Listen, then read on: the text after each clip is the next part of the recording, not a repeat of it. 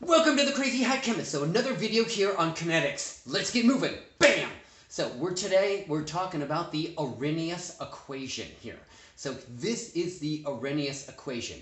K is equal to capital A e to the negative e sub a divided by RT. Let's figure out what all the parts are to this Arrhenius equation. So K is the rate constant. Remember, we're doing rate laws here, and K is the rate constant here. A is the frequency factor, okay? The fraction of collisions with the correct geometry, that is. Remember the collision theory? That's what that's talking about right there. Okay, this is going to be in liters per mole seconds, typically, or liters per mole per unit time, if you will. Okay? E sub A is the activation energy. That is the minimum amount of energy necessary for that reaction to proceed forward. We've already talked about the activation energy barrier. That's E sub A.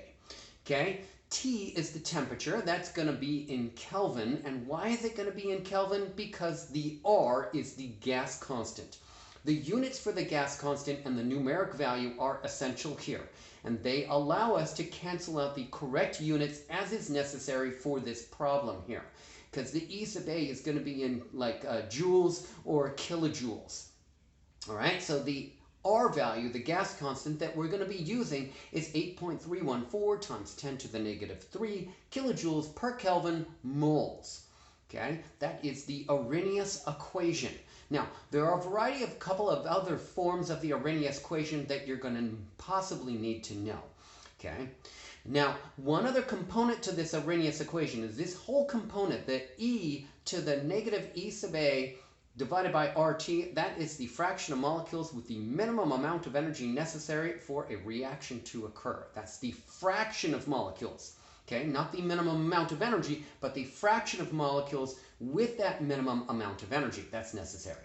Okay, we also can take this Arrhenius equation and rearrange it and taking the natural log here.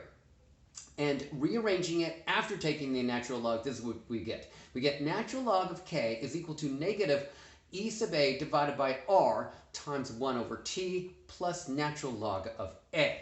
What is this and why is this important? Because this is in the y equals mx plus b form. This is the linear form of this equation. And if you were to plot natural log of K, that is the natural log of the rate constant versus 1 over the temperature, that will yield a straight line plot. Okay, that straight line plot will have a slope of negative e sub a over r. So, if you have the Arrhenius equation, you take the natural log of it, you rearrange it so that you get the y equals mx plus b form. You're going to graph that. You're going to graph the natural log of the rate constant versus 1 over the temperature. If you do that graph, getting a straight line plot, then you're going to look at the slope. From the slope, you're going to look at that slope and get negative e sub a divided by r. You're going to get rid of the r by multiplying by r, and so you get rid of the gas constant portion, and then you will get the activation energy barrier value. That's another way to acquire E sub A, okay, in an experimental process. Okay, another way to use this equation here is to having two simultaneous equations. That allows you to calculate either the K knowing two different temperatures or calculating a temperature knowing two different K values.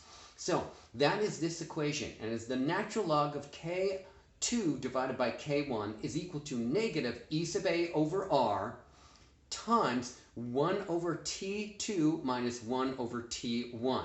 Okay, we're going to be actually taking advantage of this equation a few different times. One calculating the rate constant, one calculating the temperature, and one calculating the activation energy barrier.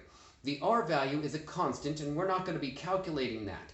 But the other three components, that's a rate constant, the activation energy barrier, and the temperature, are important using this two simultaneous equations here. Okay, because remember, rate constants are temperature dependent.